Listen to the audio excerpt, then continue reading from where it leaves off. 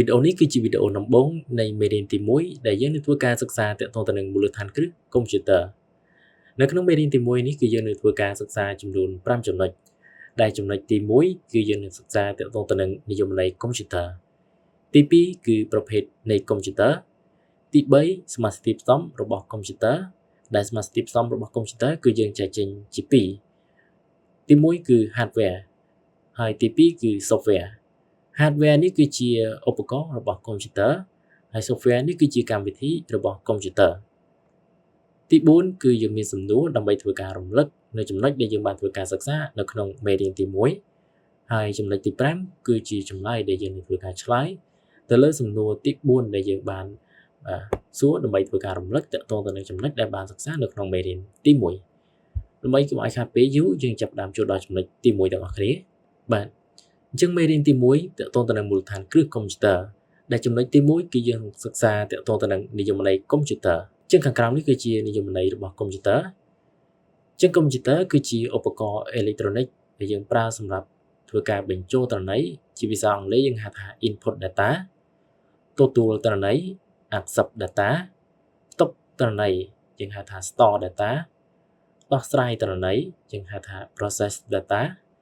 និងបញ្ចេញព័ត៌មានមកឲ្យអ្នកប្រើប្រាស់វិញតាមរយៈ monitor LCD projector តាមរយៈការបោះពុម្ពយើងហៅថា print បាទជាដើមនឹងធ្វើកិច្ចការងារជាច្រើនទៀតដូចជាការងាររដ្ឋបាល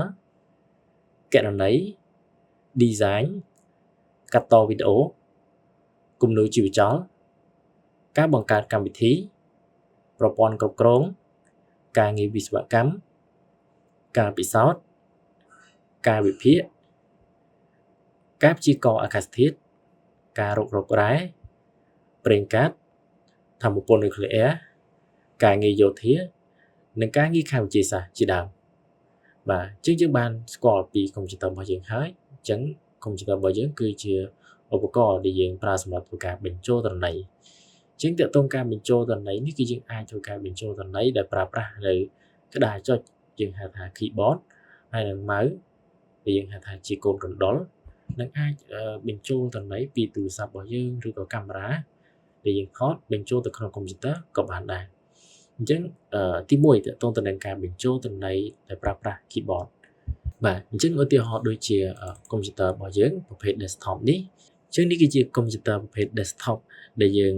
ដាក់វានៅលើតុបាទហើយពិបាកក្នុងការបន្លាស់ទីយកតាមខ្លួនអញ្ចឹងវាមានធុងវាបែបនេះយើងហៅថា system unit ហើយនឹងវាមាន monitor ហើយនឹង keyboard នេះបាទអញ្ចឹង keyboard នេះគឺយើងប្រើសម្រាប់ធ្វើការបាទចុចទៅលើវាដើម្បីបញ្ចូលទិន្នន័យចូលទៅក្នុងកុំព្យូទ័ររបស់យើងបាទនេះគឺជាប្រភេទ desktop ហើយចំណែកឯប្រភេទកុំព្យូទ័រ laptop វិញបាទដែលយើងអាចយកតាមខ្លួនម្លាស់ទីបានដាក់តាមកាបូបទិន្នន័យហ្នឹងណាអញ្ចឹងវាមានបាទ keyboard នៅជាប់បែបនេះតែម្ដងអញ្ចឹងយើង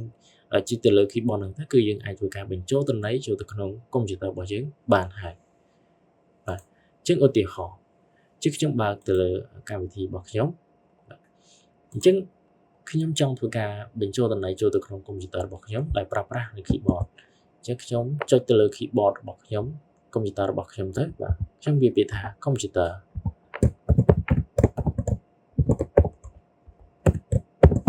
បាទអញ្ចឹងខ្ញុំអាចធ្វើការវាបញ្ចូលទិន្នន័យចូលទៅក្នុងកុំព្យូទ័ររបស់ខ្ញុំ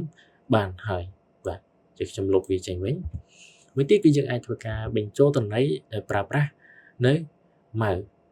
បាទជាចំពោះកុំព្យូទ័ររបស់យើងគឺយើងមាន mouse នេះបាទ mouse នេះគឺជាឧបករណ៍ដែលប្រើសម្រាប់ធ្វើការបញ្ជានៅបាទសញ្ញាព្រួយយើងហៅថាកូនកណ្ដុរដែលមាននៅលើអេក្រង់កុំព្យូទ័ររបស់យើងនេះបាទអញ្ចឹងយើងអាចធ្វើការរំកំមកឆ្វេងមកស្ដាំឬក៏លើក្រោមតាមដែលយើងចង់បានហើយក៏យើងអាចធ្វើការប្រើវានឹងដើម្បីធ្វើការបញ្ចូលទិន្នន័យចូលទៅក្នុងកុំព្យូទ័ររបស់យើងបានដែរឧទាហរណ៍អញ្ចឹងខ្ញុំបើកទៅលើកម្មវិធី Microsoft Word របស់ខ្ញុំដដែលហើយខ្ញុំចង់ធ្វើការបញ្ចូលទិន្នន័យពាក្យកុំព្យូទ័រ basic នេះបន្ថែមចូលទៅក្នុងកុំព្យូទ័ររបស់ខ្ញុំទៀតអញ្ចឹងខ្ញុំគ្រាន់តែធ្វើការចុចមកឆ្វេង select ទៅលើអក្សរ basic កុំព្យូទ័រនឹងហើយខ្ញុំមកស្ដាំជាវាតែ copy ដើម្បីធ្វើការថតចម្លងបន្ទាប់មកខ្ញុំធ្វើការមកស្ដាំ យូពីថាផាសនេះដើម្បីធ្វើការបញ្ចូលតន័យដែលខ្ញុំបាន copy នេះចូលទៅក្នុងកុំព្យូទ័ររបស់ខ្ញុំបាទខ្ញុំបានបន្ថែមពាក្យ basic computer ចូលក្នុងកុំព្យូទ័ររបស់ខ្ញុំបានហើយជាងអាចបញ្ចូលតន័យចូលទៅក្នុងកុំព្យូទ័រយកប្រើប្រាស់ mouse ហើយបងប្អូនក៏អាចបញ្ចូលតន័យចូលទៅក្នុងកុំព្យូទ័ររបស់យើងជារូបភាពជាវីដេអូជាសំឡេងក៏បានដែរបាទបញ្ចូលបាទពីទូរស័ព្ទរបស់យើងឬក៏កាមេរ៉ាជាដើមចូលទៅក្នុងកុំព្យូទ័ររបស់យើងមួយទៀតគឺទទួលតន័យជាងនៅពេលដែលយើងធ្វើការបាទបញ្ចូលតន័យគឺវាចាប់ដើមទទួលតន័យនេះហើយនេះបាទគឺវាទទួលតន័យចូលទៅក្នុងកុំព្យូទ័ររបស់យើងហ្នឹងឯងបាទបន្ទាប់មកទុកតន័យជាងនៅពេលដែលយើងធ្វើការវាបញ្ចូលតន័យបន្ថែមបែបនេះគឺយើងអាចធ្វើការបាទរក្សាទុកវា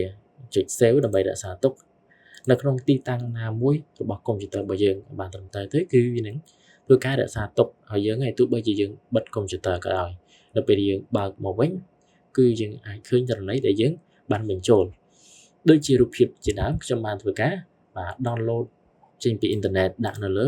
អេក្រង់កុំព្យូទ័ររបស់ខ្ញុំអញ្ចឹងវាមានរូបភាពចំនួន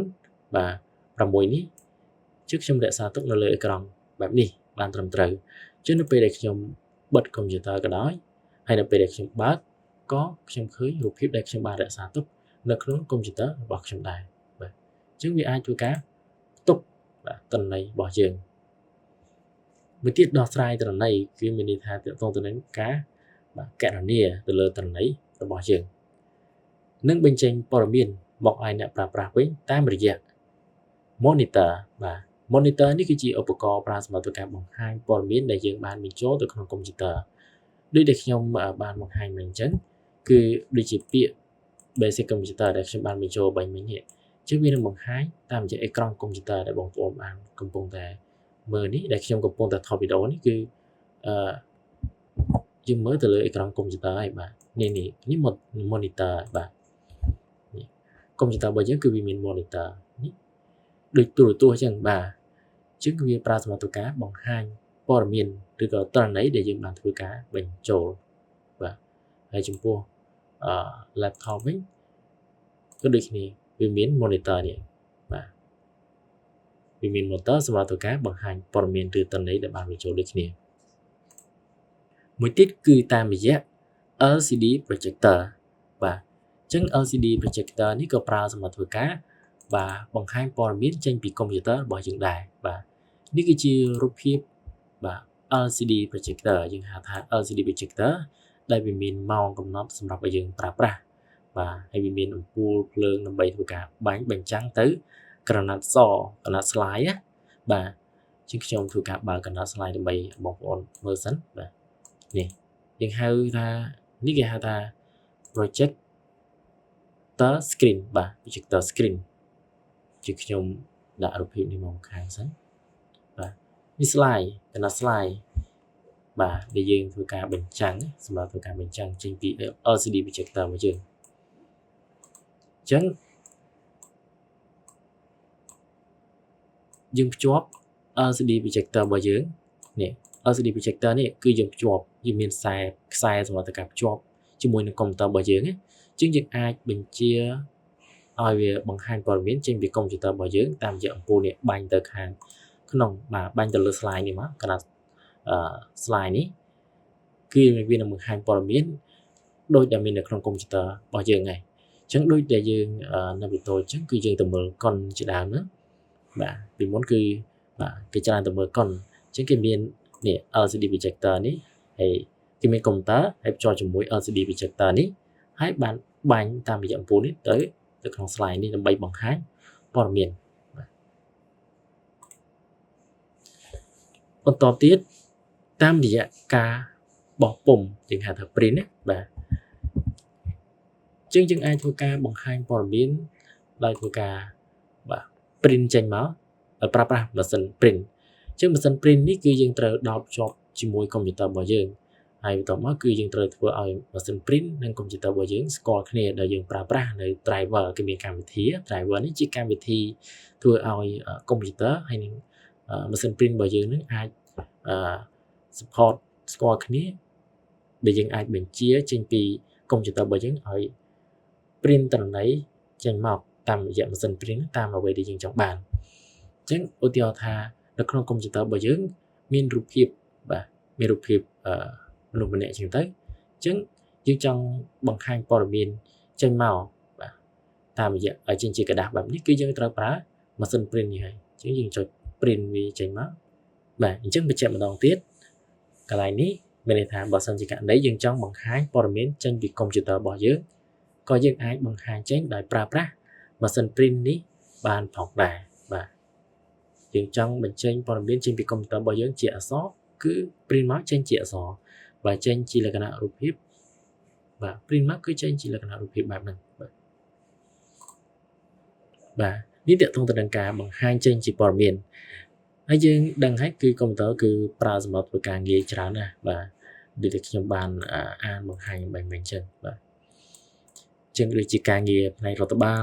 បាទផ្នែកការងារករណីផ្នែកការងារ design បាទយើងធ្វើ design ជារូបភាពបាទធ្វើជា slide យីហោដែលយើងដាក់មុខហាងធំៗហ្នឹងគឺយើង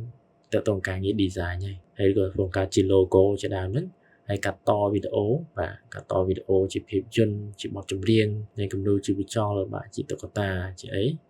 ហើយនឹងការបង្កើតជាកម្មវិធីបង្កើតជាប្រព័ន្ធគ្រប់គ្រងបង្កើតតកតងទៅនឹងការងារវិស្វកម្មនៅតាមការពិសោធន៍នៅមន្ទីរពិសោធន៍ជាដើមហ្នឹងក៏ប្រើកុំព្យូទ័រដែរហើយការវិភាគការព្យាករណ៍អាកាសធាតុការរករកថាមពលរ៉ែប្រេងកាត nuclear ការងារយោធាឬក៏ការ